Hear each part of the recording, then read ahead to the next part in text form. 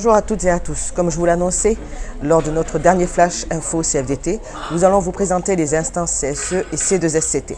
Nous ferons également un point d'actualité sur l'APC, l'accord de performance collective, et les NAO, les négociations annuelles obligatoires.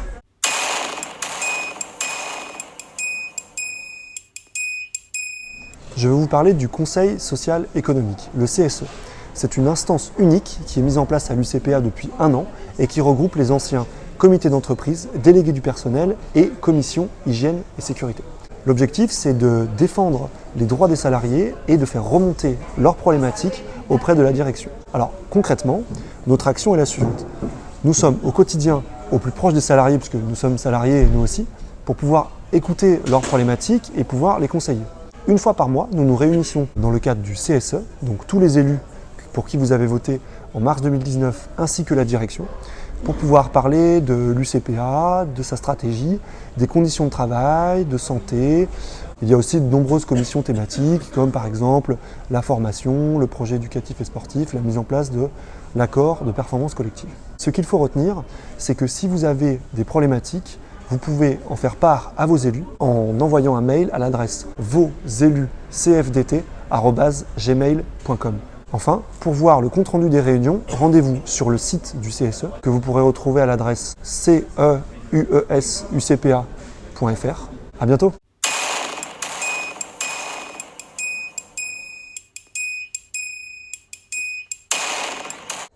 La commission santé, sécurité et conditions de travail, donc la C2SCT, est composée de 6 membres du CSE, dont 2 membres de la CFDT, Franck Montabor, qui est maître nageur à la piscine Roger de Gaulle à Paris, et moi-même, qui travaille au siège à Arcueil.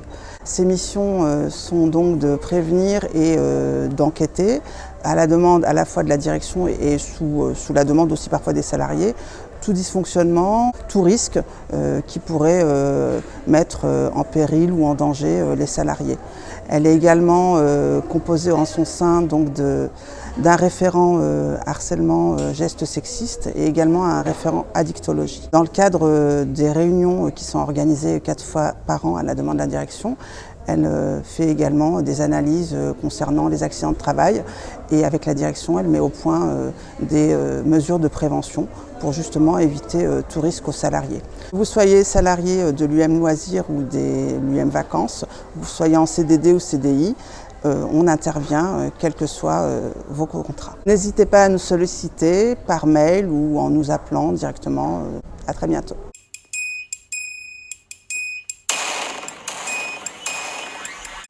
Un point d'actualité concernant l'APC, l'accord de performance collective. Le 3 février, la première commission de suivi a eu lieu. La direction a annoncé qu'un peu plus de 50 salariés avaient refusé l'application de l'APC et donc souhaité quitter le groupe UCPA.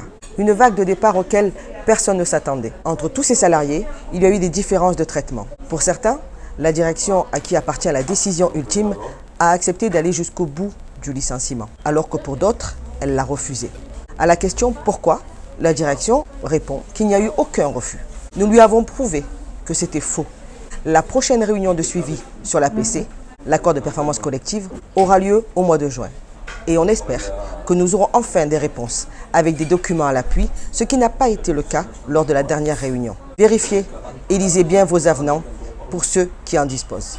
Certaines clauses dont vous ne disposiez pas avant peuvent apparaître. En signant cet accord, la CFDT espérait que chaque salarié ayant émis son refus de l'application de l'APC aurait le droit de quitter l'association décemment. Un autre point important sur lequel nous ne sommes pas d'accord, l'abondement du CPF, compte personnel de formation. Le salarié licencié à la suite d'un refus d'une modification de contrat résultant de l'application d'un accord d'entreprise, en l'occurrence l'accord de performance collective, bénéficie d'un abondement de son compte personnel de formation d'un montant minimal de 3 000 €. Retenez cet article de loi du Code du travail. C'est l'article R 6323-3-2 du Code du travail qui prévoit cet abondement. Nous allons donc être particulièrement vigilants à ce que ce texte de loi soit appliqué dans son entièreté. Si vous rencontrez des difficultés, contactez-nous.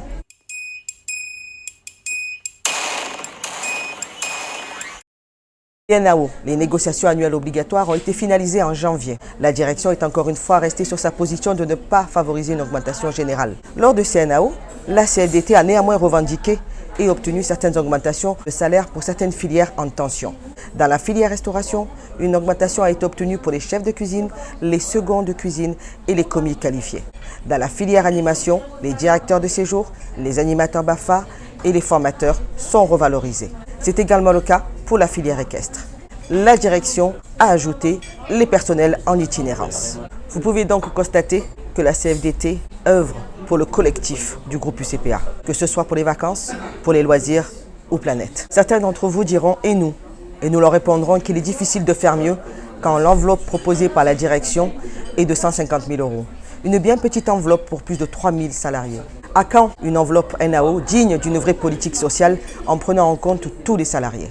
Pour ceux qui le souhaitent, cet accord est disponible auprès de vos relais RH ou vos directeurs. Si vous n'arrivez pas à l'obtenir, contactez-nous. Je vous dis à bientôt pour le prochain Flash Info CFDT du mois de mars.